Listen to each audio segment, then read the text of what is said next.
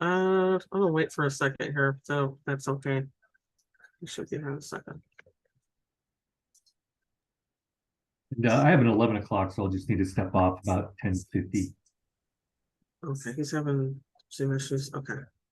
All right, we'll go ahead and get started. He has the report, so I want it to be pause here. So we'll go ahead and start the OSBA Executive Committee meeting at 10:02 a.m. Welcome, everyone. So do I hear a motion to approve the agenda this morning? Madam President, I move approval of the agenda as presented. Thank you. Do I hear a second? I second it. Thank you, Chris. Any discussion? All right, hearing none, all those in favor of approving the agenda, please signify by saying aye. Aye. Aye. Aye. So I suppose Chris, would you be able to start off with an update? Because that is our item 3 on the agenda, the succession plan, or do we need to wait for Sammy or move that item down on the agenda? I think we should move it till Sammy's here. We haven't, to my recollection, I don't think we've done anything new since our last meeting. But okay. Sammy, Mary submitted some updates for us, but I don't think Sammy and I have had a chance to talk about it yet. Okay. All right, we'll bypass 3. We'll go back to that when Sammy joins to see if there's any updates. So we'll go to item 4, which is a review November board meeting agenda. Jim, did you want to kind of briefly go over the agenda? I had a couple of questions about it. Sure, and this is draft, so this is the time to take a look at it. Nothing's other than the giving practice. They are locked in for the November meeting. So I don't know if we will have an officer nomination or not, but that does, remember, it takes action, an SBA officer nomination, Sonia. That does, I don't know if anybody's going to want that or not, but if there is, it takes action by the board to endorse, remember. Then it's the recognition of outgoing board members, outgoing officers. If we have the guideline approved from you guys, we would put that guideline forward for the board. We debrief the convention, and then having the giving practice do its part. I have not heard back from them yet. I emailed them late last week to let me know what they're, how much time they're looking at, what they're planning. I haven't heard back yet, but we are setting aside a large part of that November meeting for that work with the giving practice. Okay, thanks, Jim. So first I'll see if there's any other questions on the November tentative agenda. Good morning to you, and sorry I'm late. I'm having Wi-Fi issues. So question, Jim, Sonia, do we usually have the agenda on the item for NSBA nomination as a standard procedure, or do we do it on the request of someone wanting nomination? If we didn't know if anybody was going to seek it this time, Sammy, we just put it in as a placeholder, because remember, if someone is going to seek that, there is a process for the board to endorse. Nobody has mentioned it to me, but had Linnell throw it on there in case we needed it. Okay. So I want to be on the record for this, and I'm going to say that again if it's going to be on the agenda. Jim, you know the dynamics of the board, and the background that we have right now, we have scaled down the NSBA board from a number of board members to 3 per region. The scaling down, I fought against it a little bit initially, because I thought more representation is better. But the rationale was to really give equal weight for each region and standardize it.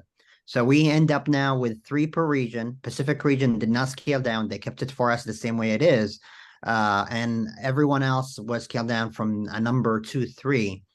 In effect, some people are termed out. We're good. And some people will be actually having either to run for someone else's seat or just move on. I know of an individual, I think Steve Corona, I'm not sure if he made it public yet or not. He's intending to run. And my hope, especially where the board is right now, is while we might have really good candidates from Oregon, is to really send a signal from OSBA that we're supportive of 2 things. Number one, continuing leadership from people with institutional knowledge, and keeping that level of trust and team building that we have been building with Virginia and her team in the past few months. But number two as well is really acknowledging those people who might be transitioning out because of the scaling down of the composition, is that we give them the opportunity to lead, especially if they have that seniority. So that's where my feeling is about it. Even the bringing this up as an agenda item, I want it to be if we do that, I want it to be accompanied with this kind of word of encouragement that we give space for some others who might really help the institution where it is right now, and by that specifically Steve Corona. And for those of you that don't know, Steve is from Indiana. He has been chair of CUBE in the past. Really good guy. My understanding for the other positions is Devin from Massachusetts is going to seek the president-elect position. He's currently secretary treasurer of NSBA. I hadn't heard about a secretary treasurer, but it wouldn't surprise me as Steve, because I think his seat, as Sammy mentioned, is one of the seats that would be quote unquote going away off of the NSBA board because of the shrinking of the, I don't, are they calling it central region in the new configuration? Anyway, they would lose a seat. And I think Steve's seat is up. So yeah, well, Jim, you remind me of reason number three, which is Indiana. Steve has been a really good player in bringing Indiana back.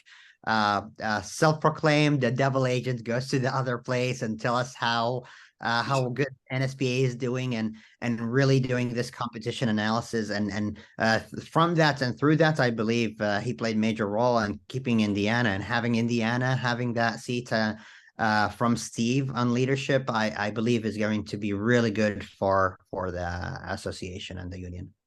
well, the only person that I've heard that could potentially be interested would be Chris Howitt, but I haven't heard from her. But just FYI, we can pull it from the agenda if you'd like, unless we hear from somebody, and then Sonia and I may have a conversation with Chris.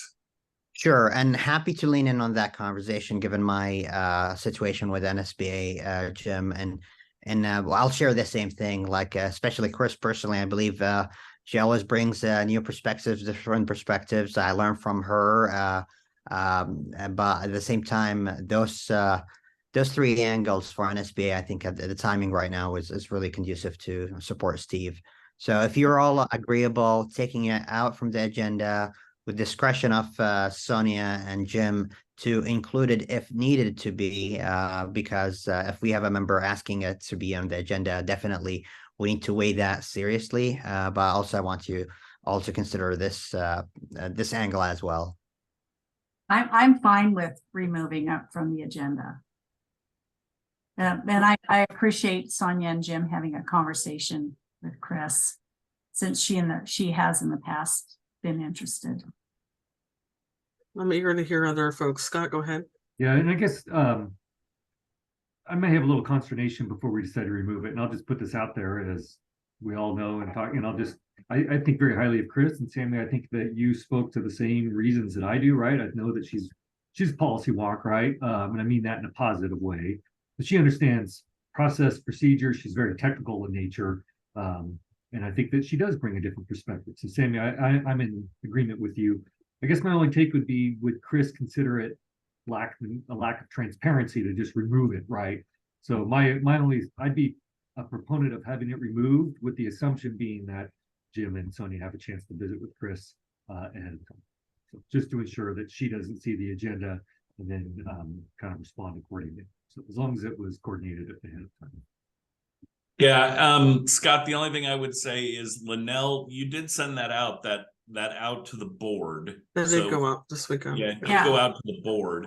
Normally Chris reaches out and she hasn't reached out. So we'll wait and see, but we can leave it on. It's not gone out for everybody to look at yet. We can leave it on for right now. And if nobody wants to throw their hat in, we can definitely remove it at some point. But the request did go out to the full board, and we haven't heard back anything right now. So it's really up to you guys. We can leave it on as kind of a ghost agenda item. If we hear from folks, we'll leave it on. If we don't, we'll pull it. But if I hear from folks, it's definitely something that Sonia and I can have a conversation with the individual. Thank you. Yeah. I'm the proponent of it in that scenario. Yeah, we usually don't have a deadline because you nominate on the floor at the OSB meeting, right? Yeah. That was my question too. I couldn't recall if there was a deadline for the submission of materials.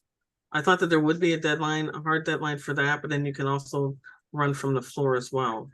Wasn't that Yeah, correct? there's a hard deadline to NSBA, and I can't remember Right. what the date is, but I think it's after after our November meeting anyway. So Okay. Well, and I agree with that, and I believe Sammy, I think Devin is the gentleman that I met with you in Cube. We sat up and talked. I Mhm. really appreciate his perspective and what he brings to the board too. There's just a wealth of talent, and this isn't in reference to anyone else that and also with the way that the regions have been consolidated. It's also just really just being mindful of the talent and the perspective of what people bring. We're all on the same team here. We're all trying to do the same. We have the same end result, and having respect for other talent around the country. And one thing that I really like about our Pacific region is that we are a collaborative group. We respect each other's strengths. We support each other, and I really feel like that's really this conversation is in the spirit of that, being respectful of what's happening around the country. Also, and also the opportunity for others. There may be other people who see this opportunity, and I don't want that to be, well, they want to step aside because of tenure or time someone served. There's opportunities for other people to also look at this in the future too. So yeah, I think the only other individual that I've heard may be interested is Marnie from Washington. So okay. We'll find out this weekend because she's supposed to be joining us in Bend, and we'll find Mhm. out if there's anybody else. But I think Devin from Massachusetts, who's currently Yeah. the secretary treasurer, is, I believe, the only nominee right now for president-elect. And again, Okay. we can leave it on for right now, just kind of in the background for us in case we need it. It's just a placeholder right now. Okay, we can keep it as a placeholder. And then I would just say maybe a couple of weeks before the meeting, we go ahead and remove it as we finalize. Because I don't want it on there if we're not gonna, if we don't have Yeah. anyone interested. Okay. Yep. All right, great. Any other comments? We can move on. All right, so we're gonna go back to item 3, which is a succession planning subcommittee update. I don't know if you had any updates from since our last check-in. Sammy, Sonia gave me the chance to update, and I wanted to wait for you because we haven't really had a chance, you and I, to discuss. Mary did give us a document. Sammy and I haven't had a chance to even look at it yet. All right, so no update this time. We'll just wait till next time then. Okay. Actually, what I would say, yes, and maybe I just want to give you situational awareness that there is progress happening. Also, there is we're being very scrupulous on making sure the process is clear, transparent, as flexible as possible, but also as guiding as possible for future leaderships. One thing, maybe Chris, if you feel comfortable, that's as a summary for the discussion, is we want to make sure if there is a guiding process that's not necessarily mandatory, it doesn't give the president extra authorities than what they originally have, unless it is stipulated in the policy. And Chris and I identified a possible policy change that should correspond with that. So we'll share that with you all to make it clear. And I want to lean on you, Sonia and Jim and Emily, if you all think there is any urgency for maybe providing a recommendation to you and then to the board by the next meeting, or maybe 2 executive meetings from now. Like, is that okay either way? Yeah, that'd be fine with me. Yep. All right. Any questions for Sammy or Chris? Anyone? Okay. All right. So we'll look for a recommendation coming the next meeting or so. Okay. All right, so we'll move on to item 5. Review new board guidelines regarding agenda planning. Jim. Yeah, you've got it in your packet. It's just a draft. We put it together for placing items on the agenda from members of the board.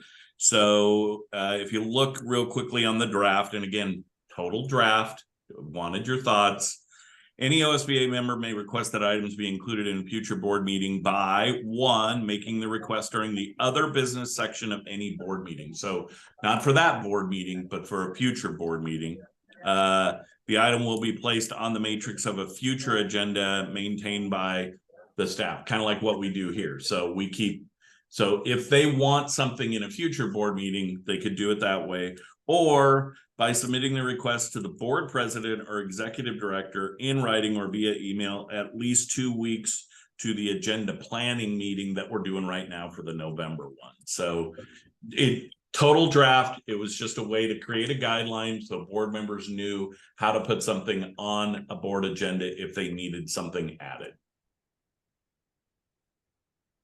Well, let's open it up for questions. I have a couple of questions.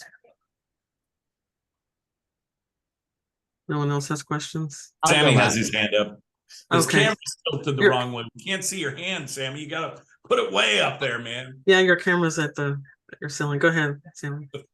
What was my question? I forgot it. Yes, nothing here is stipulating or changing the way that agenda is being set. It's just how agenda material is being proposed, correct? Correct. So I have a question. Go ahead, Chris. I like, first of all, I like that we're discussing this. It seems a little unclear, number 2, by submitting the request to the board president or executive director in writing or via email at least 2 weeks prior to the agenda planning. Will people actually know when the agenda planning is? Feels like maybe, I don't know how to put a little bit more structure to that. We could definitely put more structure to it to send something out to the board saying agenda planning for the upcoming board meeting is coming up, and if you have anything, please get it to us by X date. Or could you even say, 2 weeks, 3 weeks prior to the scheduled meeting or something? I don't know. I don't know when or 2 months. Linnell said 2 months prior to the meeting. I think that there should be an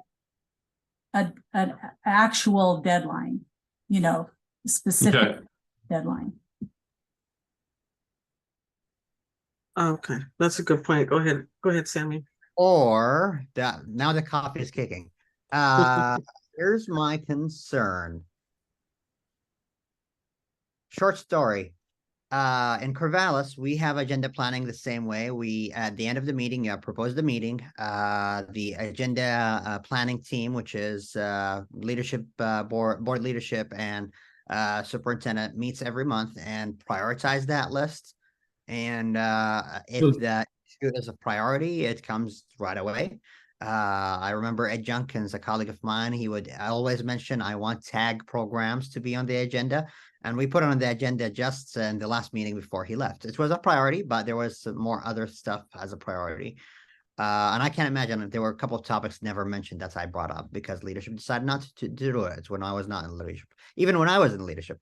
So the moral of that story is, even if we give deadlines, be it prior to the executive meeting agenda planning, or even if we give deadline on expectation that you may propose a topic at the end of the meeting, or you may propose a topic at a certain timeline before the executive agenda, you see where I'm going. There is no guarantee that your topic as an individual board member is going to be on the agenda for the full membership, unless the agenda planners that the full board elected as leadership every year says this is as a priority in consensus with our executive director and team, because team is limited, time is limited, and issues are need to be really put into the priorities of the group. So with that, I just want to make sure we make it clear This is a process about proposing agenda item, does not guarantee the inclusion on the agenda. Unless we're giving one board member the authority to put things on the agenda, and we all know if there's a body that gives one member authority, what happens? We just saw that in Congress. So if you read the last paragraph, it says the executive director in conjunction with executive committee will consider all requests, because requests can come from an OSBA staff member, an OSBA member through their regional representative, or an OSBA board member. However, unless the request is voted on by the OSBA board, see number 1 above, where they've asked that it be part of the other business of a future meeting and the board votes. Inclusion is at the discretion of the executive director and executive committee. There is no assurance that the item will be placed on any particular meeting's agenda. So We are not going to allow Kevin McCarthy to be removed as speaker, as outlined in this paragraph, Sammy. Exactly, good, which is really good, but then Did you why- get your whole thought out, Sammy? Go ahead. Sorry, I'm sorry. No, go Wow. ahead. I just want to make sure you got your thought out. Sorry. Yeah, why are we putting, no, I agree, actually, Jim, you addressed it, but why are we putting a timeline if we're giving the leadership the decision? And also, are we gonna end up with a dynamic depending on the board culture, every time having a vote at the end of the executive at the end of the board meeting? So here's an unintended consequence of this policy as it reads, not necessarily for this board, future year or next the year after, but at a certain point you may end up with taking away the agenda planning meetings authority and having all agenda being voted by putting Mm-mm. table at the end of each meeting. And that's how I read it as one. Like someone says, I suggest this, and actually I suggest we take a vote because I'm not liking how leadership is setting the agenda. And then you end up with that happening consistently. Yeah, I agree with your comments. Thanks, Sammy. Anyone else? Emily, Chris, your thoughts, Scott? Well, I understand what you're saying, Sammy. I read this as giving space for someone to ask something to be on the agenda, not for someone to hijack the leadership and the actual planning process. I guess that would be a terrible scenario, Sammy, and it would, I think, indicate a total dysfunction of the board. So I am maybe I'm being Pollyanna here, but I'm not seeing this as opening the door to that. I'm seeing it as creating a process to manage the ability for people to ask something to be put on the agenda, and for there to be plenty of heads up notice for those in leadership to be able to deal with it appropriately in a timely way, and as and I think we can anticipate that there will be members that will want to have things put on agenda, giving people. Linnell has just said, 2 months prior to the meeting. That gives all of us time to deal with something. I would hope we wouldn't get to a point where there would be a flood of requests and there would be an attempt to hijack. That would be very concerning. Thanks, Chris. So Jim and then Scott. Oh, go ahead, Scott. Well, I guess I'll be brief. My comments are in alignment with Chris's, that you can call me Pollyanna as well if you'd like, but I think that when I read through this guideline, to me, I'm in alignment with Chris. Thank you. So Sonia, my comments would be, we could put in what Linnell has put in the chat by submitting the request to the board president or executive director in writing or via email to be placed before the executive committee for consideration at the next executive committee meeting. I would, by number 2. The other thing is, guys, they can do that now. If you vote to approve an agenda, they could make anything they want by saying, no, I don't vote. I move we amend the agenda to include X, Y, or Z. We haven't had that happen. If it becomes a problem, we can definitely revisit this. And also remember, it's a guideline, much like your policies in your local school districts. a majority of the board can vote to override a guideline. So I think if we do what Linnell is suggesting and we send it back out to you to take a look at, which would be by submitting the request to the board president or executive director in writing or via email to be placed before the executive committee for consideration at the next executive committee meeting. That still gives this committee the authority to say, nah, you know, we're not going to put it on the next one. We'll reach back out to that member. We'll talk to them, see what they want to do. Now, on the first one, if it's a vote and they want to have it on, we would put it on. So just, I think that's, yeah, for inclusion in a future board meeting, we'll rework it and resend it out on the number 2 one.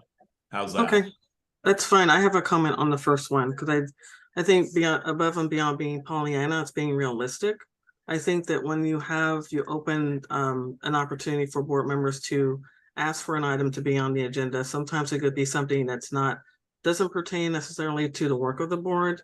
That could be pertain to the work of the executive director, and in my case on our local board, the superintendent.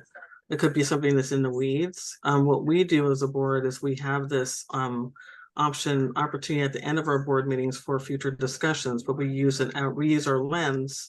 It's in alignment with our mission or our goals. Does it have something to do with the programs? It's specific to the work we do as a board. So that pertains to the work of the board. It doesn't pertain to something that's happening in our state or something in the media, something that's not relevant to our work. And that is not being Pollyanna. That's being intuitive and making sure that our board members understand that the work that we do, the time that we have to discuss issues in our board meetings, it needs to pertain to the work. So I think the language in number 1, we need to add some structure to number 1, where there's a process. If it happens in a meeting, great. Do you want to talk about this issue? Does this pertain to our equity? Does this pertain to programming? What does it pertain to? So I think we probably need more information in number 1. I'd feel more comfortable with that. Sammy. So not to labor this a lot, but here's what I'm feeling, Jim. I agree with you that this is a guideline that still describe what is already allowed in the Robert's Rules of Order and board governance in terms of votes. What I am thinking is guidelines sometimes limits or guide the culture. And we already have an ability for the full board to set the agenda. It's 2 votes a year, adding 2 members to the executive team who's setting the agenda, right? And through that, we trust that team to make those decisions of prioritization.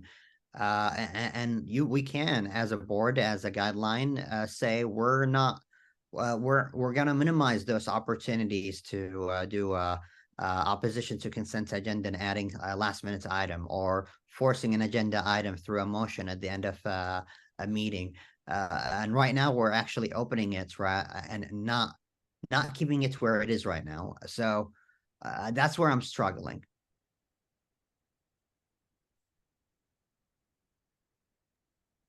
Let us rework this. We'll send it back out to you. Okay. Thanks. And if you don't want to move it forward, you don't have to, because there already are processes by which under Robert's rules, an individual can add an item. But we just thought it would be a way to clarify for members of the board how to get an agenda item on the agenda. So, and I see Emily has her hand raised. Emily Nischik. Go ahead, Emily. Just really quickly, I think this would be helpful for Linnell as she has folks reaching out asking. So just giving her something to point to. So then it eliminates her having to go to you, Sonia, every time. And it puts it back on the board member to determine if it is for board appropriate business and doesn't put Linnell in that situation too. So I do think it's helpful structurally for our team. I think that's, I understand that. That's a great point. Sammy, you had your hand up? Yeah, I'm sorry for interrupting a couple of times, but I like it. The merits of it and the intent of it, I like it. So I'm really in support of moving something forward like that. All right. Any other comments? We'll just wait for the modification and then bring it back to us next time, Jim. All right, so we will move on. If there are no other comments or questions, move on to, where are we at? Item 7. OSBA, oh no, I'm sorry, item 6, Board of 6. Director retreat debrief. So, I think everyone was there except for Scott. We missed you, at our board retreat. I wanted just to take a moment for everyone to just maybe share 1 or 2 comments, the reflections on our time in Hood River. We passed a lot of things were voted on, a lot of things in the works, and we wanted to get folks' reflection. So just whoever wants to go first, I'm eager to hear.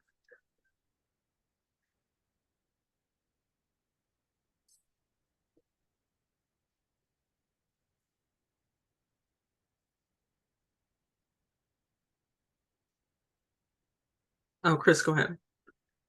Yeah, well, I didn't see that on the agenda, so I'm just gonna talk off the top of my head. I thought it was a lovely place to have our retreat and conducive to board members talking with each other. The room was set up beautifully. Sharissa and Liddell did a phenomenal job of spoiling us royally. So from the standpoint of the location, it was great. I enjoyed the table format from the standpoint of it gave us more experienced members a chance to sort of interact with some of the newer members. I tried to get myself around to talk with each of them at various times of the day, and I think all meetings are better if you can include a lot of interaction amongst the participants. And so from that standpoint, this was really, I felt like people were energized and enthusiastic and excited about the next months ahead for the board. All right, thanks, Chris. I don't know if Emily is within earshot. Sammy, did you have any thoughts to share?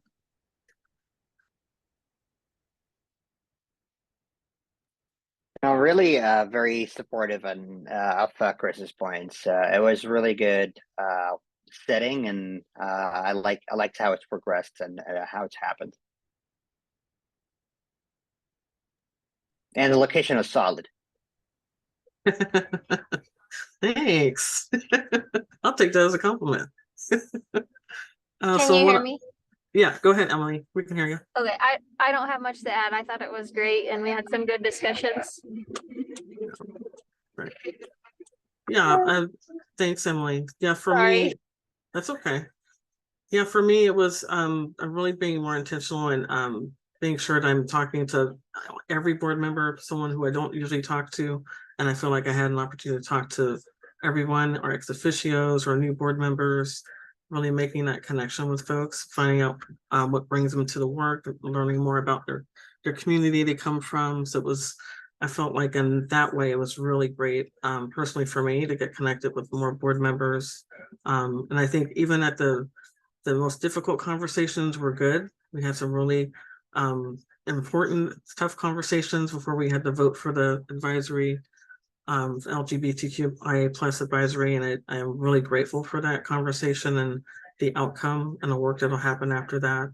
And a discussion about the rural caucus. So just a lot of appreciation for all the input and collaboration and time spent together. It was a good time. So. All right. Any other comments from anyone else? All right.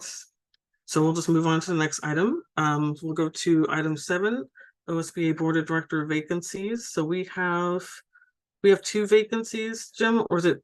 I'm losing track now. Is it 3 vacancies? No, it's 2. We have 2. Well, 2 in depending Washington. on, we have elections coming up. We have 4 seats that no one filed for. Okay. Right. So So we 2 in have Washington. we have 1 in Clackamas. Chrissy Wrights has refiled for the Clackamas seat, but no one filed for the Clackamas seat. Remember, Jeff Crapper is currently in that as a contingent, right next board. The other one is Lynn Benton Lincoln. No one filed for that seat. One of the Washington seats, no one filed for. And 2 Washington seats, Two. no one. Right, to Washington. Okay. All right. So now I do want to mention, we have a contested race in Marion County. Ashley Carson Cottingham seat, Jeff Crapper has filed against her. And then Tracy Rowe, who filed for the other Marion seat with Alonzo Oliveros, declined to submit her document. So we cannot consider her a candidate. So Alonzo will be running unopposed in that seat. Those are your only quote unquote contested seats. But the Marion one that Alonzo got appointed to is not contested, but he has to run. So we have Clackamas, Lynbet and Lincoln, and 2 Washington seats open. And the other Washington seat that is being vacated by Maureen, Tristan Irvin has filed for that off the Tiger Tualatin seat. Oh, and yes, sorry, Emily Smith's seat is also being contested for the Gorge. Sorry, I missed that one. Okay. All right, Sammy, you have your hand up. Yeah, well, first of all, Emily, tell me what doors to knock on canvas for you.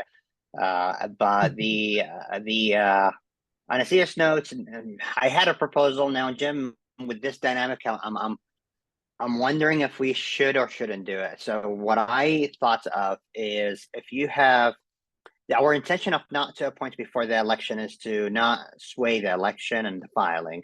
But when you have open seats that are that nobody is running for, or open seats that are uncontested, it might be prudent for those regions to have them filled as soon as possible, especially if we have in the bylaws the only limitation for us is 30 days notice, and there's no limitation on how soon or how far away we declare a vacancy.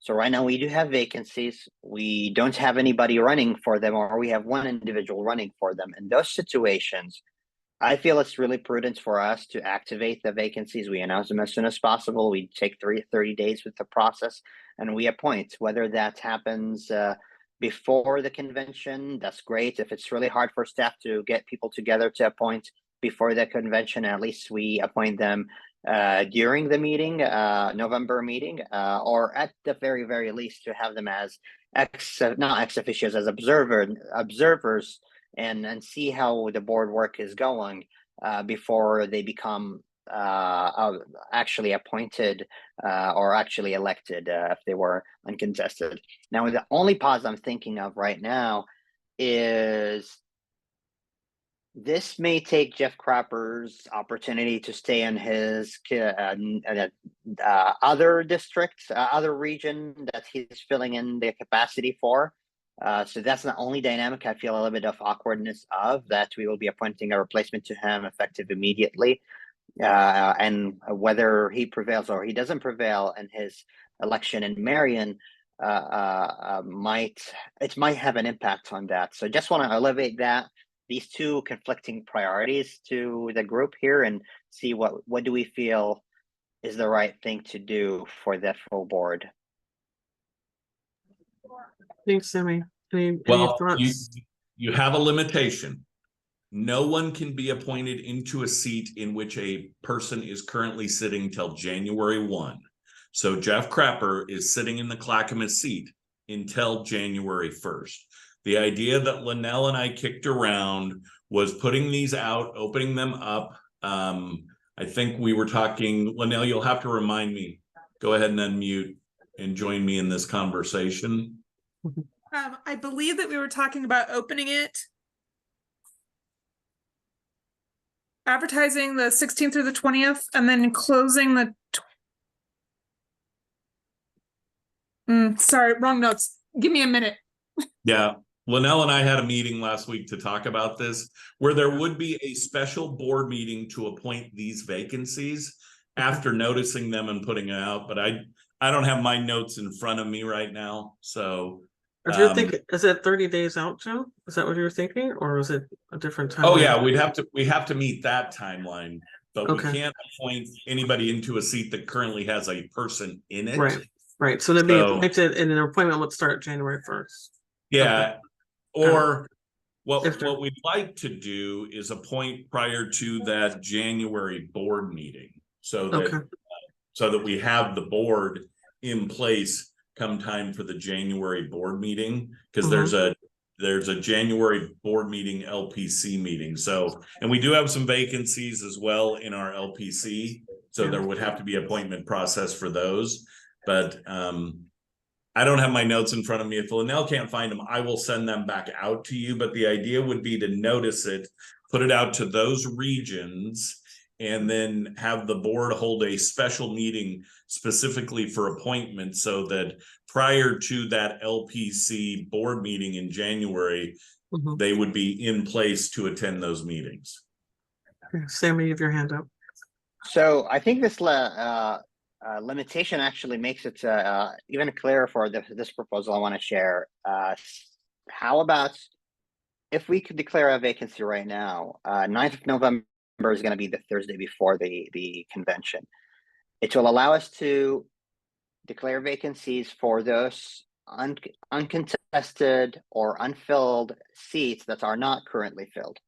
So if the seat is not going to be filled and is currently vacant, or is going to be vacant in the next month, within the next month, then by 9th of November, we may have the opportunity to appoint someone. I'm sorry, I'm going to pause to read the points, Linnell, that you shared. Advertised November 15th, closed December 22nd, special meeting during the week of January 8th to January 12th, in time for appointees to attend January meeting. So that's scenario one. Scenario two is we take away the ones that are actually still vacant right now, and we appoint for them, or at least we appoint for them in November. So they either know that they're going to be board members and stick around on Sunday, or they become board members and they stick around and they can vote during the meeting.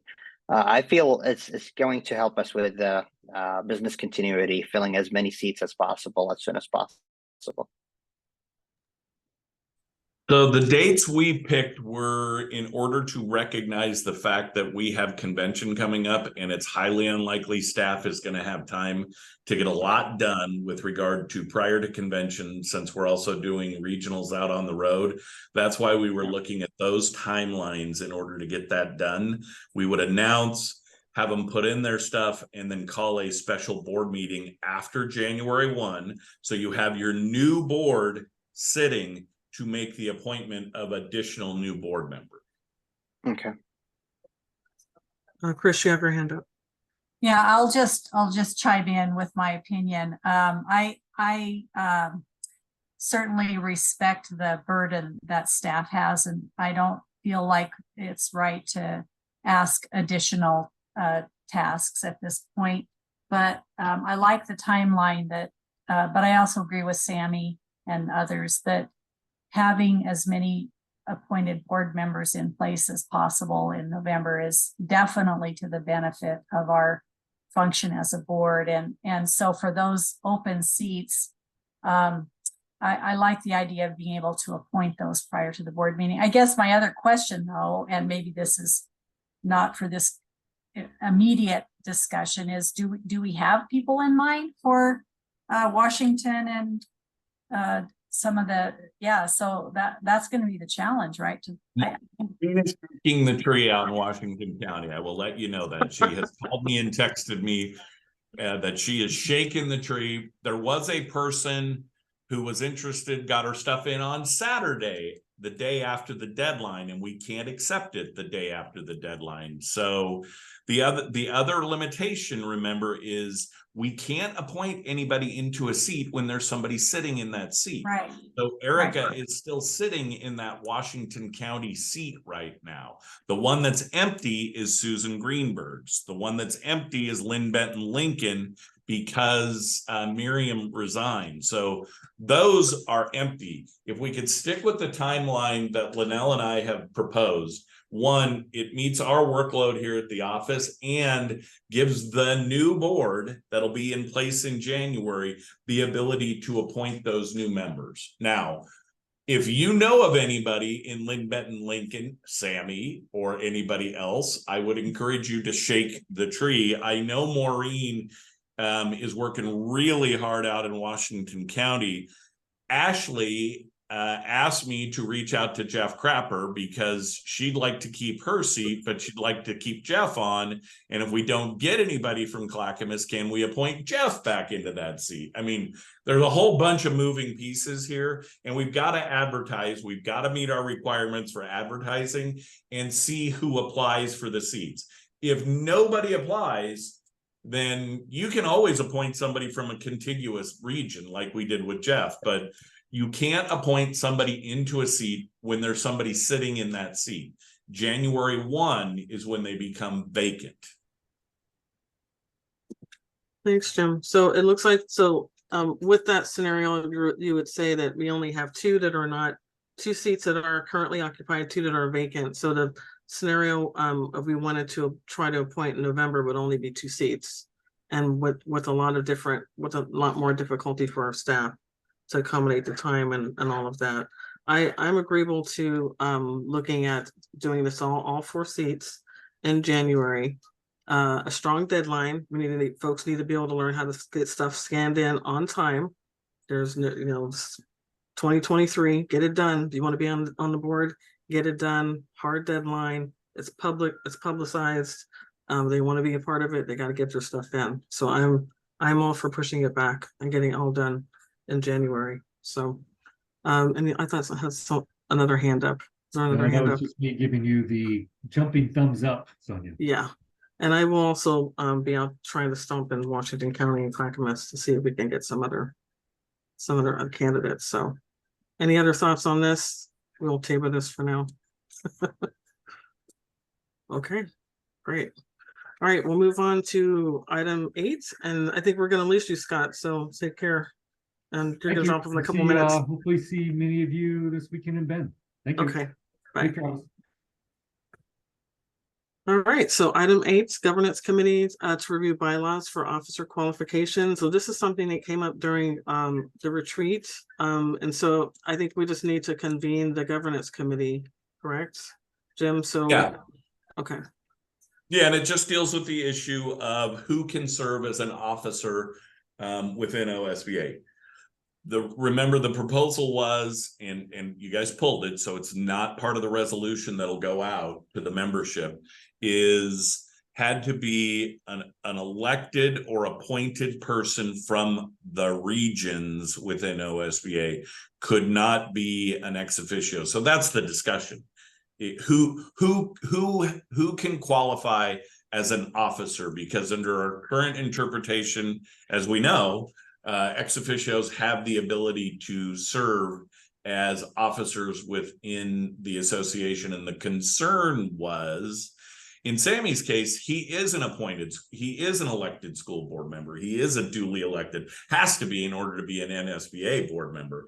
But we do have other ex officios who are not elected school board members, i.e. the state board chair, the COSA representative, the ESD rep, and community college reps are elected officials. That's the conversation. And make a decision, and next time we do a bylaws, we would make any necessary changes or not, depending on the conversation. So that's what the conversation is about, Sonia. Okay. Any other, Sammy, go ahead. I think there's 2 overlapping or 2 prudent issues at play for this. Number 1, creating a path for leadership from caucus leaders and potentially ex officios who are elected board members, and clarifying that the qualification for an officer, whether the qualification of an officer ought to be for someone who continues to be a locally elected from ESD, the community college or school board. So that's number 1. I think something that is very related, and I don't want us to completely separate it, to examine it in tandem, which is, do we want to be like Utah or NSBA in terms of the officers are truly focused on representing their association at large? And with that, you give them the voting membership as an officer and a member, despite of how they got there, whether regional or caucus. So in that case, you vacate their region and someone fills their region. Right now, we only do it for a single member region. It's gonna be awkward for us for my situation. Am I coming from a region of one board member, or am I not, because I'm now an SBA? But I won't be on the OSBA board unless I am from Corvallis, which is part of the LBL. So I think that kind of another problem that's I bring, sorry, which we need to clarify. And I think personally, I have my feelings that you got to have those officers. It might add more rural, more urban, sure, but they are sworn to or elected to serve the whole membership, and that's the purpose of it. Now the full board decides how they get there. So I'm just hoping that when we push this to the governance, we give them this full picture, because you can't untangle it completely. It's just tangled together. Number one, are officers elected as officers at large, or officers elected by the virtue of where they come from and they continue to serve where they come from? Number one. And number two, should we limit officers to being locally elected and serving, whether ex officio or regional? Thanks, Sammy. Yeah, I agree that the pathways piece is really important, particularly if we do at some point have two caucuses that we wanted to have. It'd be great to see that there's a path, a leadership path for members if they so choose. Anyone else with comments or questions, Chris or Emily, on that? So the steps toward the governance to convene, would that be January or after January? I doubt that we will be able to convene governance this year. It'll be in January, Sonia, and because this is a bylaws change, I mean, it's going to take at least next fall to put something out or put something together, and that would depend. I mean, if we're going to put an LGBTQ caucus out, we would look at, you know, potentially other amendments at that time. So it's a longer discussion, but January is going to be the timeline for a governance committee. I think the important thing is that because we'll have several new members of the governance that'll need some historical perspective, and then enough information to kind of begin their discussion and their work on that. So I know that's a long-term project. So okay, so and that'll be under Sammy's leadership. I won't be on. No, I'll still be on governance. That's right. I'll be on there as former president. So, okay. All right. So we'll table that till January. Whew. That's going to be quite the feat. All right. So we'll move on to item 9, which I actually don't think I have anything to add on this. Board of Directors meeting attendance. Jim, did you have anything to add or? Nope. Okay. I think the issue has rectified itself. Yeah. Yep, I think so. You know, we do have a lot of new board members, and that was part of my conversation too, the importance of attendance and being part of the process and not missing important votes. And, you know, just, you know, if you miss a meeting, you're going to miss a lot of information. So I think that's part of that conversation is really important with new folks, so they understand. And I appreciate the changes we've made in terms of the materials, where they have the dates on that, so they have an idea of what they are investing their time in, and they've got the dates in front of them, and they can be mindful of planning the year ahead so they can attend and be sure that they're able to be here and participate. So great. So any other thoughts on meeting attendance? Anybody or anything else for the good of the order? All right, we'll give us 5 minutes back. Hold on. Oh, Sonia, hold on. Yeah, I'm still here. Okay, I wanted to make one announcement for everybody. If everybody could just hang on. I have offered the position of Director of Board Development to Kristen Miles after a search. In talking with the team, the lead team interviewed, the board development team. Obviously, there were some tough choices to be made, but given her track record here at OSBA, I've offered her the position. We had a conversation on Friday. She's also going to take some coaching from Sydney Joyner or one of her compatriots on moving from a coworker to a boss. that is going to be a challenge for her, as well as she will prepare for me a 100-day onboarding plan. And obviously some of this will be fed in by what we find out from the Coraggio, but I also asked her for where does she see that department in 3 years and 5 years moving forward. I asked her to get that to me within a 2-week time period, but I sent her the offer letter today. She has accepted, so I will be announcing to the staff that Kristen will be our new director of board development, retroactive to the 1st of October. Wonderful news. That's great news, Jim. Yeah, Awesome. great choice. Looking And forward to seeing the now announcement her first job is going to be to find a replacement for herself on the for team. herself. I was gonna say. Just Wow. wanted to let everybody know I haven't announced it to the staff yet, but I will put it in my weekly update today that's going out. I held that so that I could announce that to the board today. So that'll go out later today to the board. Okay, great. Thanks, Jim. All right, good to see everybody. See you this weekend. Is everybody going to be there? Yep. I have Well, Bill's 40 on. blankets from Pace coming for the event. So Sammy, you better hope that cloud cover doesn't happen, buddy. Let's just say about my telescope out of just last night. out We're of going. I don't care if it's cloudy or not. hope. The I'm hopeful. I'm hopeful. All right, we'll see you this weekend. See Bye, ya. everybody. See everybody. Thank you. Thank Bye. you. Bye-bye.